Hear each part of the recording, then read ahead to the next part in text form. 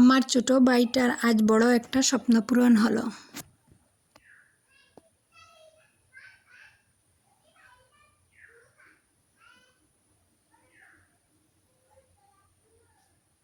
আসসালামু আলাইকুম। আমি মম হালিমা। সবাই কেমন আছেন?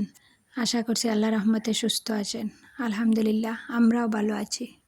প্রতিদিন সকালে আগে আমি ঘরটা গুছিয়ে নেওয়ার চেষ্টা করি। যা গরম পড়েছে, একটু বেলা হয়ে গেলে এই কাজগুলা করতে আর ভালো লাগে না। গুছিয়ে কাজগুলা কি একটা যন্ত্রণা। একদিন না মুছলে মনে হয় কদিন যে মুছি নাই। ঘরে খুব বেশি একটা যে ফার্নিচার আছে তা কিন্তু না, যা কিছু আছে তা তো পরিষ্কার করে রাখতে হবে। যা আছে তা দিয়েই চলে যাচ্ছে। কাজ করছি আর কাজের ফাঁকে ফাঁকে আপনাদের জন্য একটু একটু করে ভিডিও করছি। আশা করছি ভিডিওটা আপনাদের ভালো লাগবে। আর যদি ভিডিওটা আপনাদের ভালো লেগে থাকে প্লিজ ভিডিওতে একটা লাইক দিতে ভুলবেন না।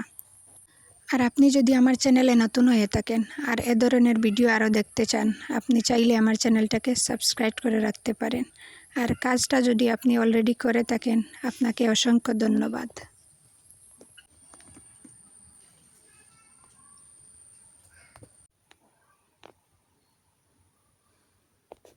সবগুলা ফার্নিচার এক রুমে রাখা, তাই পরিষ্কার করতে একটু সময় লাগে।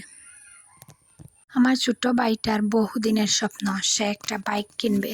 তো আজ ফাইনালি বাইকটা কিনে আনলেন। আমার হাজবেন্ড আর ভাই মিলে শিলচর শোরুম থেকে নতুন চকচকে বাইক কিনে আনলেন। ওই যে বাইকটা দেখা যাচ্ছে, ওই বাইকটা। অনেকের কাছে মনে হতে পারে এই ছোট্ট বাইকটা এত বড় করে বলার কি আছে।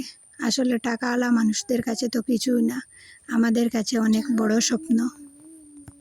আমার এই বাইকটার ছোট্ট স্বপ্ন পূরণের জন্য আলহামদুলিল্লাহ।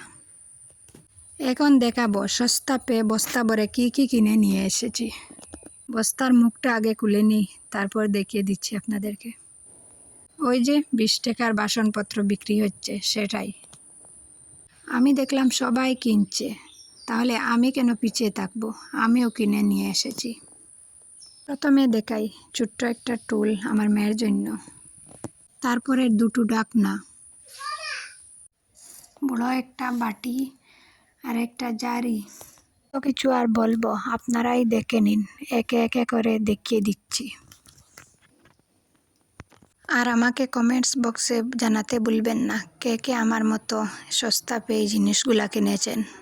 এই যে এতগুলা জিনিস দেখেছেন, সবগুলা হয়েছে মাত্র 600 টাকা দিয়ে কিনেছি।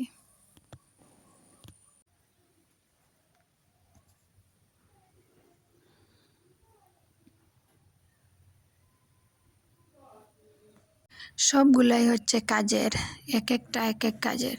তো আমার মনে হচ্ছে বেশিরভাগ কাজের হচ্ছে এই যে চালনগুলা। আর সাথে একটা টাকার ব্যাংকও নিয়েছি, টাকা রাখার জন্য।